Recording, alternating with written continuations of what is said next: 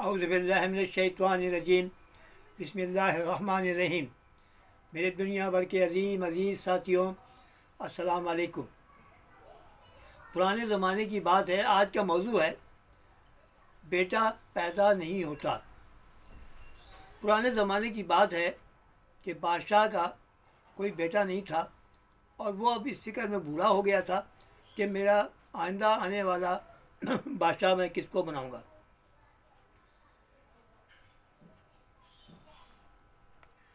اسی فکر میں وہ ایک دن ایک بہت بڑے فلاسفر سے ملا جو کہ بہت پڑھا لکھا تھا۔ اس سے پوچھا کہ یار یہ پرابلم ہے، تو اس نے کہا کوئی مشکل کی بات نہیں ہو، آپ ایسا کرو کہ اپنی ریاست میں سے کوئی بھی چھوٹا بچہ لے لو اور اس کی بلی چڑھا لو۔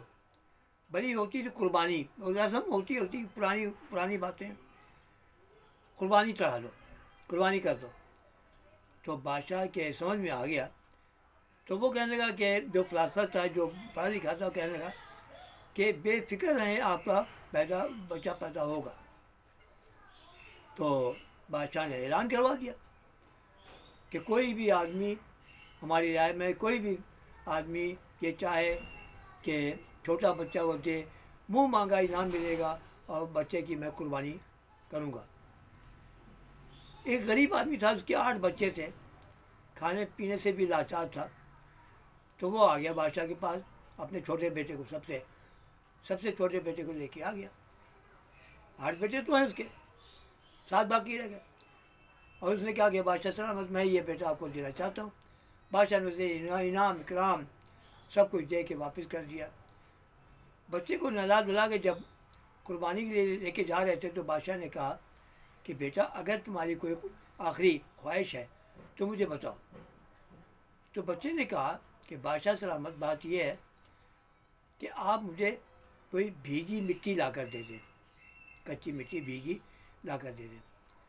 تو بادشاہ کو کہا، فوراً آ گئی۔ اس نے کیا کیا کہ 4 چھوٹے چھوٹے مکان بنائے جیسے اس سے بن سکے، اور اپنے پیر سے ہی اس نے ایک کو توڑ دیا، دوسرے کو توڑ دیا، تیسرے کو نہیں توڑا، اور تیسرے کے آگے آنکھیں بند کر کے ہاتھ پھیلا کے کھڑا ہو گیا۔ تو بادشاہ بہت حیران ہوا کہ یار یہ کیا کر رہا ہے، یہ تو بڑا فلاسفر ہے، یہ کیا کر رہا ہے۔ اسے بہت فکر چڑھ گئی۔ بادشاہ نے پوچھا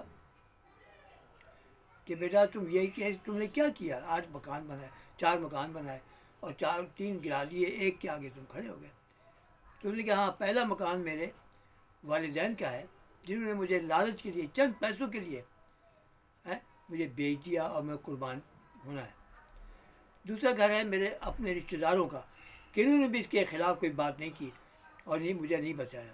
اور تیسرا خلاف ہے آپ کی ریاست، آپ کا یہ جو راج محل ہے، تخت ہے، اس کے بارے میں اس کو میں نے تباہ کر دیا۔ اور چوتھا جو ہے یہ اللہ سبحانہ تعالیٰ آگے میں کھڑا ہو گیا ہوں اور دعا مانگ رہا ہوں، یا بھائی تعالیٰ تو ہی میرے لیے آسانیاں پیدا کر سکتا ہے۔ بادشاہ سن کر بہت دکھی ہوا اور اس کی آنکھوں میں آنسو آ گئے۔ اس نے سوچا کہ میں اپنے لالچ کے لیے، اپنے بیٹے کے لیے کسی کی قربانی دے دوں، یہ کیا بات ہے۔ اور اس نے سوچ سمجھ کے اعلان کروا دیا کہ یہی بیٹا جس کو میں قربان کرنا چاہتا تھا، آج سے میرا بیٹا ہے اور آئندہ آنے والا بادشاہ یہی ہوگا۔ تو دیکھیے، بات یہ ہے، کہانی کا مقصد یہ ہے، کہانی کی سبق یہ ہے کہ ہمیں اپنے مفاد کے لیے کسی کے لیے کوئی ظلم نہیں کرنا چاہیے، نہ کوئی برا کام کرنا چاہیے۔ اپنے مفاد کے لیے اللہ ہی سے مانگنا چاہیے، وہی دینے والا ہے، وہی سب کچھ کرنے والا ہے۔ بات پسند آئی تو میرے چینل کو سبسکرائب کر لینا، پسند کرنا، لائک کرنا۔ پاکستان زندہ آباد۔